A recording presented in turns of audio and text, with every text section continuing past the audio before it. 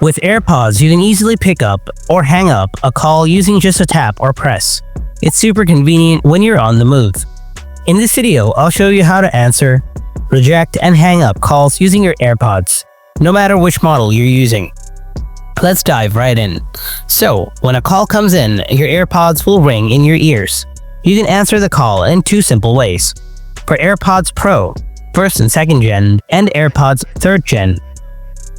Press the stem once on either of your AirPods to answer the call. The stem is the lower part of your AirPods. To hang up, you have to press the stem once more.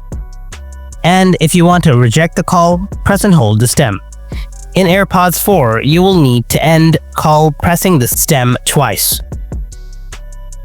On AirPods Pro 2, the volume swipe gestures are on the same stem, but answering is always a single press.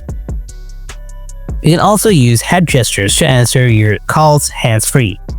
On AirPods Pro 2nd generation or later models, you can use head gestures.